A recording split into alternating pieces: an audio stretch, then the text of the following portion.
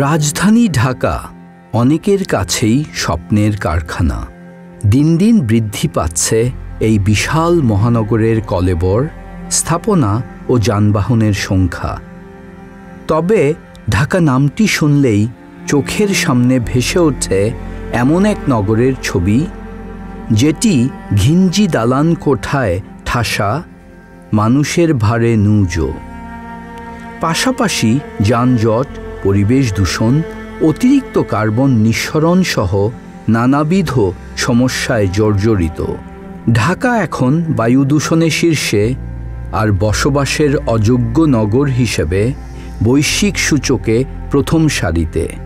অপরিকল্পিত নগরায়নের কারণে পুরো ঢাকা শহর জুড়েই ঘিঞ্জি পরিবেশ আর মানুষের গাদাগাদি। অকল্পনীয় জনসংখ্যা রীতিমতো পরিণত হয়েছে আতঙ্কে।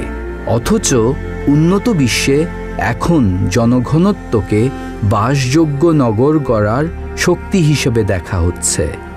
এই প্রামাণ্য চিত্রে আমরা দেখাতে চাই কিভাবে ঢাকার জনঘনত্ব পরিণত হতে পারে সম্পদে।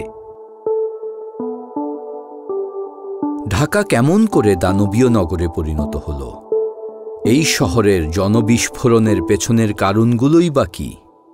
স্বাধীনতার পর 1974 সালে প্রথম আদমশুমারিতে ঢাকার জনসংখ্যা ছিল মাত্র 16 লাখ। স্বাধীনতার 50 বছর উদযাপনের সময় সেই সংখ্যা দাঁড়িয়েছে 2 কোটি। জনসংখ্যার সঙ্গে পাল্লা দিয়ে বেড়েছে জনদুর্ভোগ।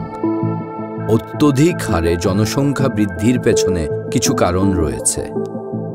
দেশের বিভিন্ন গ্রামীণ এলাকা থেকে অসংখ্য মানুষ এই শহরে আসেন উন্নত জীবনের আশায়। দারিদ্র্য কিংবা নদী ভাঙন, খরা, মঙ্গা, ঝড়ঝঞ্ঝাট সহ বিভিন্ন প্রাকৃতিক দুর্যোগের ফলেও তারা শহরে আসতে বাধ্য হন। নগর পরিকল্পনার ভাষায় একে বলা হয় পুশ ফ্যাক্টর।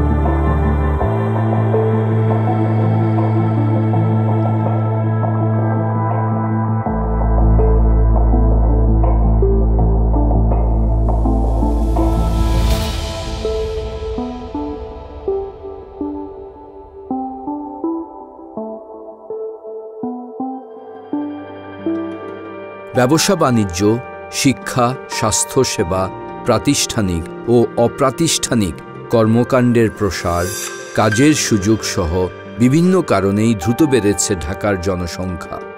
আর্থিকভাবে স্বাবলম্বী হওয়ার আশায় বহু নারী পুরুষ গার্মেন্টস ফ্যাক্টরিতে চাকরি করতে আসেন।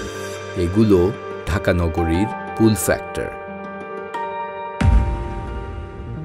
তো এই যে একটা হঠাৎ করে কোনো নগর সমাজ তৈরি করার প্রস্তুতি ছাড়া একটা হঠাৎ জনস্রোত, গ্রাম থেকে বিভিন্ন জায়গা থেকে ঢাকামুখী একটা জনস্রোত আমরা দেখতে পাই। হঠাৎ করে ঢাকার জনসংখ্যার একটা বিস্ফোরণ ঘটল 90-এর দশকে, তারপরে আরও বেশি। বর্তমানে ঢাকার জনসংখ্যা প্রায় 2 কোটির উপরে। তো এই যে একটা বিশাল জনগোষ্ঠী কোনো প্রস্তুতি ছাড়া একটা নগরায়ন হয়ে গেল, তাতে করে আমরা যেটা দেখতে পাই যে একটা ঘিঞ্জি নগরায়ন হয়েছে, পরিকল্পিত নগরায়ন হয়নি।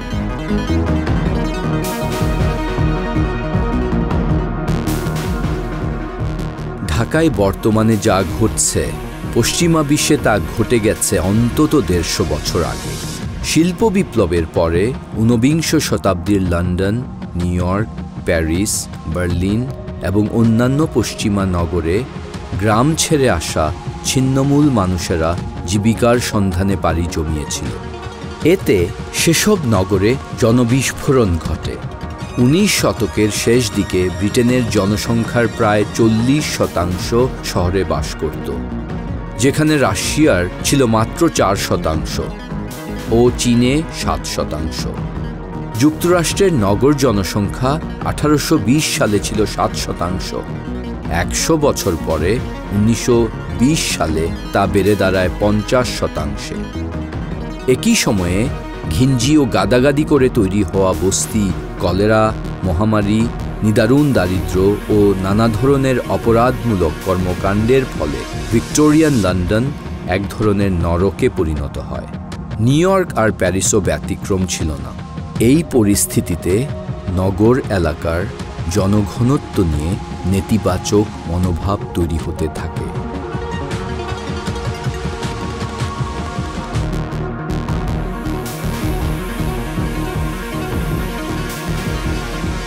ডিকেন্সের এ টেইল অফ টু সিটিজ বইটা দেখেন, একটা ক্লাসিক বই। এটা যদি দেখেন, এখানে কিন্তু লন্ডনের, প্যারিসের নগর যন্ত্রণা, নগরের যে দারিদ্র্য, সীমাহীন দারিদ্র্য, অ্যাবজেক্ট পভার্টি আমরা যেটা বলি, সেটা কিন্তু এখানে ফুটিয়ে তুলেছে অলিভার টুইস্ট। একটা ছোট ছেলের দৃষ্টিতে আমরা দেখি নগর যন্ত্রণা আমরা দেখতে পাই। সেরকম নগর যন্ত্রণা কিন্তু আমরা আমাদের চলচ্চিত্রে, বাংলাদেশের চলচ্চিত্রে 60-এর দশকে আমরা দেখতে পাই।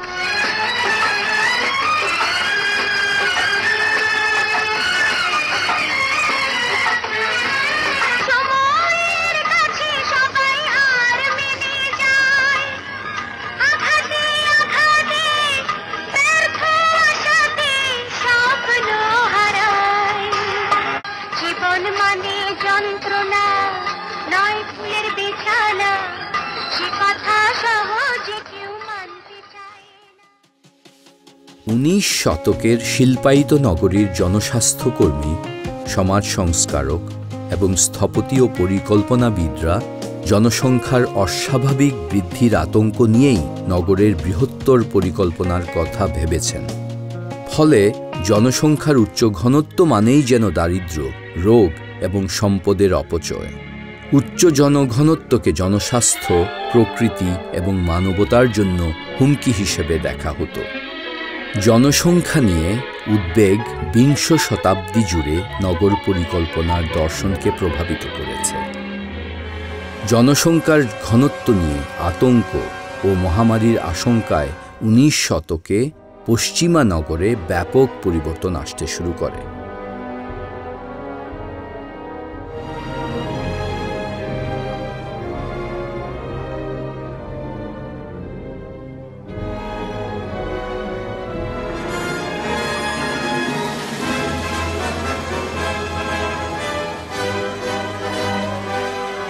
At the end of the 19th century, the situation of congestion in the city was really bad, so some social reformers start to think what to do with the city, and one of the best known are Ebenezer Howard, that in 1902 he proposed what he called the Garden City. The Garden City was a combination between the urban and the natural landscape. So he basically proposed like a mother core, something like that, like a city of around 60,000 people in the center, and then all this connected through water canals and also rail tracks.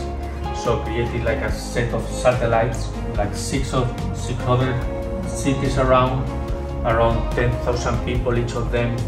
And then the nature will be around, so quite close to the different cores, and then the space in between will be more productive landscapes, so farms and production of food, all these things, and some of them will be like parks, like something like that. And other facilities of the city, like cemeteries and things like that, will happen in this space. And then this was the idea where the combination between the nature or the landscape and the urban will happen through the scheme that we was called the Garden City.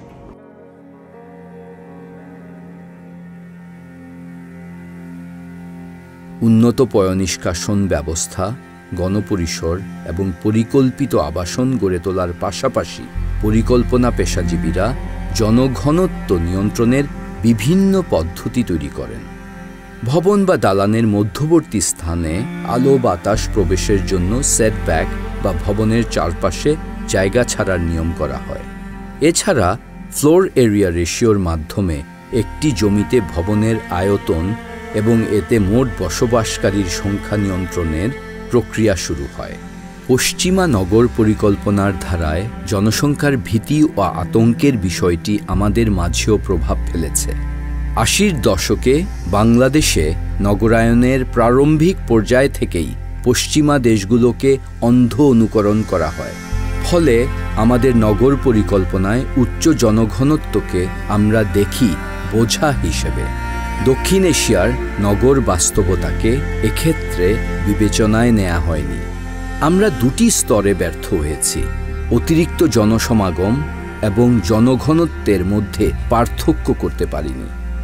দ্বিতীয়ত, টেকসই জীবনযাপনের স্তম্ভ হিসেবে জনঘনত্বের গুরুত্বকে বিবেচনা করার বিষয়টি এখনও আমাদের পরিকল্পনা নীতিতে অন্তর্ভুক্ত হয়নি। অথচ জনঘনত্বই হয়ে উঠতে পারে সম্পদ। এক্ষেত্রে আমাদের বুঝতে হবে, জনঘনত্ব মানেই ঘিঞ্জি পরিবেশ বা গাদাগাদি করে বসবাস নয়। জনঘনত্বকে উপযুক্ত উপায়ে কাজে লাগিয়ে টেকসই ও বাসযোগ্য নগর গড়া সম্ভব। প্রশ্ন হল, জনঘনত্বকে সম্পদে পরিণত করার উপায় কি? ঢাকার জনসংখ্যা প্রতি বর্গ মাইলে ১,৫০,০০০-এর ওপরে। উন্নত সামাজিক, অর্থনৈতিক ও পরিবেশ তৈরিতে এই জনঘনত্বকে কাজে লাগানো যেতে পারে। বর্ধিত জনসংখ্যাকে বোঝা হিসেবে না দেখে বরং একে সম্পদে রূপান্তর করতে হবে। নীতি নির্ধারক, নগর প্রশাসক ও পরিকল্পনার সাথে জড়িত বিশেষজ্ঞরা মিলে কৌশলগত অংশীদারিত্বের মাধ্যমে দীর্ঘমেয়াদী ও সুদূর প্রসারী পদক্ষেপ নিতে হবে। গড়ে তুলতে হবে স্মার্ট ডেনসিটি। জাতিসংঘের টেকসই উন্নয়ন লক্ষ্যমাত্রা বা এসডিজির বিভিন্ন লক্ষ্য অনুযায়ী পরিবেশ প্রকৃতি বাঁচাতে পশ্চিমা বিশ্বের দেশগুলো জনঘনত্বকে নতুন করে মূল্যায়ন করছে। কার্বন নিঃসরণ কমানো, জ্বালানি অপচয় রোধ ও বর্জ্য কমাতে নগরের বিস্তার থেকে সরে আসছে তারা। এর পরিবর্তে স্থান করে নিচ্ছে কমিউনিটি নির্ভর নগর পরিকল্পনা। স্বল্প জায়গায় অধিক মানুষের আবাসনের পাশাপাশি সেখানে বিভিন্ন ধরনের নাগরিক সেবা যুক্ত হচ্ছে, যার মাধ্যমে মানুষের পারস্পরিক যোগাযোগ ও ভাবের আদান প্রদান বাড়ছে। উপযুক্ত গণপরিবহন ব্যবস্থা, বাইসাইকেল ও পথচারী বান্ধব ফুটপাত নগরকে করছে আরও বাসযোগ্য। যোগাযোগ ব্যবস্থা সহজ হওয়ায় ব্যক্তিগত গাড়ির উপর নির্ভরতা কমছে। এতে করে যেমন যানজট কমার পাশাপাশি কমে আসছে পরিবেশ দূষণের মাত্রা। জনঘনত্বের সুষম বণ্টনের এই ধারণাই হল স্মার্ট ডেনসিটি, সামগ্রিকভাবে যা মানুষ, প্রকৃতি ও অর্থনীতির জন্য মঙ্গলজনক। মার্কিন যুক্তরাষ্ট্রের নগর সাংবাদিক ও লেখিকা জেন জেইকবস ১৯৬১ সালে প্রকাশিত তার বিখ্যাত বই the death and life of great American সিটিজ এই বইয়ে ব্যাখ্যা করেছিলেন, অনেক মানুষ নিয়েও সৌহার্দ্যমূলক ও প্রতিবেশী মনোভাবাপন্ন নগরায়ন করা যায়। নানাবিধ নগর কর্মকাণ্ড, আবাসন, পার্ক, পায়ে হাঁটার পথ, সবুজায়ন সব মিলিয়ে মানবিক নগর গড়া সম্ভব। ঢাকাকে গড়ে তুলতে জেন জেইকবসের কাছ থেকে অনেক কিছু শেখার আছে। জনঘনত্ব নিয়ে যে ভীতি, সেই ভীতিকে আমরা একটা বোঝা থেকে সম্পদে পরিণত করতে চাই, এবং সেটা কিন্তু আমরা অন্যান্য অনেক দেশে দেখেছি। টোকিওতে কিন্তু জনঘনত্ব কিন্তু ঢাকার চেয়ে খুব একটা কম না। নিউ ইয়র্কে ম্যানহাটন, ওখানে কিন্তু জনঘনত্ব কিন্তু কম না। প্রতি বর্গমাইলে ৭০,০০০, ৮০,০০০ মানুষ বাস করে। ঢাকার সাথে তুলনা করা যেতে পারে, কিন্তু তারা কিন্তু বাসযোগ্য শহর তৈরি করেছে। আপনি আজকে টোকিওতে যান, সেখানে কিন্তু খুবই সুন্দর সব কিছুই চলছে, নিয়ম অনুযায়ী, সময় অনুযায়ী সব কিছুই কিন্তু চলছে। কিন্তু আপনি ঢাকা শহরে যদি আজকে বেরোন, ঢাকা শহরের রাস্তাঘাটের যে চিত্র, অনেক গাড়ি ঘোড়া চলছে, মানুষ, শত শত মানুষ, হাজার হাজার মানুষ ফুটপাত ধরে চলছে, কিন্তু এখানে এক ধরনের অস্থিরতা, কোথাও যেন স্বস্তি নেই। এটা কিন্তু এক ধরনের, আমরা যদি জনসংখ্যার সেই ভীতিটাকে, গাদাগাদির যে ভীতিটাকে যদি আমরা এক ধরনের চিন্তার ভেতরে আনি, আমরা যদি এক ধরনের পরিকল্পনার ভেতরে আনি, তাহলে কিন্তু আমাদের পক্ষে Tokyo, Singapore, Hong Kong, new York হওয়া কিন্তু অবান্তর প্রশ্ন নয়। পাশ্চাত্যের দুটো মহানগর, একটা হচ্ছে স্পেনের বার্সেলোনা, আরেকটা হচ্ছে আমেরিকার আটলান্টা, জর্জিয়া অঙ্গরাজ্যের আটলান্টা। দুটোরও কিন্তু জনসংখ্যা কিন্তু সমান, 60 লাখের মতো মানুষ এখানে, 6 মিলিয়ন 60 লাখের মতো মানুষ এখানে। কিন্তু আমরা যদি ওদের দুটো শহরের ম্যাপের দিকে তাকাই, আটলান্টা বিশাল, অনেক বড়, সেই তুলনায় বার্সেলোনা একটা ছোট্ট শহর, কিন্তু জনসংখ্যা একই। তার মানে কি দাঁড়াচ্ছে, বার্সেলোনার জনসংখ্যা, জনঘনত্ব, পপুলেশন ডেন্সিটি অনেক হাই, কিন্তু তারা তো সেটা তো আতঙ্ক হচ্ছে না, সেটা সম্পদ। কারণ জনসংখ্যা যদি ঘনত্ব থাকে, গণপরিবহন ব্যবস্থা তৈরি করা অনেক সহজ, সাবলীল এবং সাশ্রয়ী। অপরিকল্পিত নগরায়ন এবং অধিক জনসংখ্যার ঘনত্ব সঠিকভাবে কাজে না লাগার একটি অন্যতম দিক হচ্ছে নগরে অপ্রয়োজনীয় চলাচলের অস্বাভাবিক বৃদ্ধি। উত্তরার একটি পরিবারের কথা ধরা যাক, যেখানে গৃহকর্তা উত্তরা থেকে আগারগাঁওয়ে তার কর্মস্থলে যান, গৃহকর্ত্রী যান নিউ মার্কেটে বাজার করতে, অন্যদিকে তাদের এক সন্তানের কলেজ বনানীতে, অন্যজনের সিদ্ধেশ্বরীতে। একটু ভেবে দেখুন তো, এই পরিবারের যাতায়াতের কারণে প্রতিদিন কত কার্বন নিঃসরণ হচ্ছে এবং তার ফলে দৈনন্দিন কার্বন ফুটপ্রিন্ট কত বেড়ে যাচ্ছে। এতে পরিবেশের কী পরিমাণ ক্ষতি সাধন হচ্ছে তা সহজেই অনুমান করা সম্ভব। কিন্তু এই পরিবারের সমস্ত কর্মকাণ্ড যদি উত্তরার ভেতরে সীমিত থাকত, তাহলে পরিবারের প্রতিটি সদস্যকে নগরের বিভিন্ন প্রান্তে যেতে হতো না, তাদের প্রত্যেকের সময়ের সঠিক ব্যবহার হতো। অপ্রয়োজনীয় যাতায়াত কমলে জ্বালানি পুড়ত কমে যেত পরিবেশ দূষণের হার। পায়ে হেঁটেই তারা কর্মস্থলে বা স্কুল কলেজে যেতে পারত। নগর পরিকল্পনার মাধ্যমে স্বাস্থ্য সংরক্ষণ হতো। সমগ্র বিশ্বজুড়েই আজ 15 মিনিটের শহরের প্রয়োজনীয়তা বাড়ছে।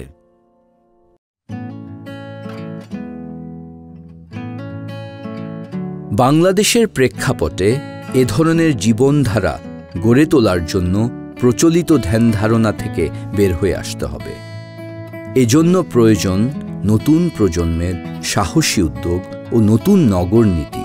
জনঘনত্ব বেশ কিছু সম্ভাবনার দ্বার খুলে দেয়, একে অন্যের প্রতি সহমর্মী, সহানুভূতিশীল এবং পারস্পরিক সৌহার্দ্য নির্ভর সমাজ গড়ার সুযোগ তৈরি করে। আমরা এটি এখনও উপলব্ধি করিনি। ঢাকায় স্মার্ট ডেন্সিটির জীবনধারা গড়তে হলে কিছু বিষয়ে মানুষকে উৎসাহ যোগাতে হবে। যেমন প্রতিদিন কর্মক্ষেত্র বা অন্যান্য স্থানে যাওয়ার পথে হাঁটার অভ্যাস করলে বিভিন্ন ধরনের স্বাস্থ্য সমস্যা থেকে দূরে থাকা সম্ভব। শহরে নিরাপদ, প্রশস্ত ও আকর্ষণীয় ফুটপাত নির্মাণ করা জরুরি।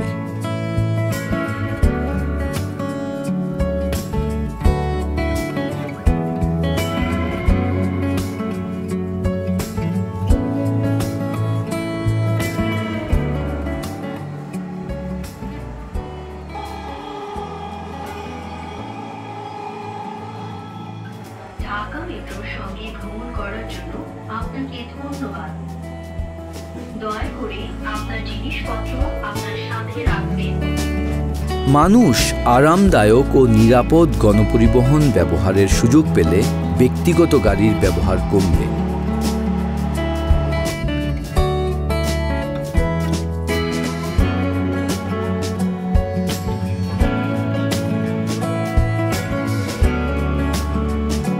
এছাড়া ঐতিহাসিক খালকেন্দ্রিক ঢাকাকে পুনরুজ্জীবিত করে নৌপথে কার্যকর যোগাযোগ ব্যবস্থা গড়ার সুযোগ আছে।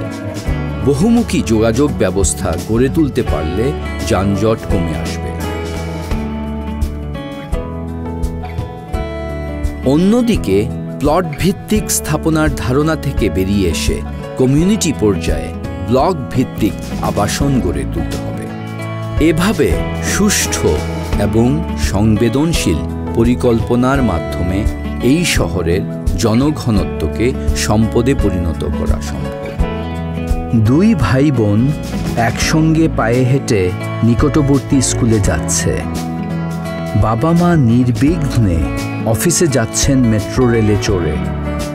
বাড়ির কাছেই বাজার, যেখানে পরিবারের সকলে সেরে ফেলছেন প্রয়োজনীয় কেনাকাটা। যানজটে দীর্ঘক্ষণ বসে থাকার দুর্ভোগ নেই।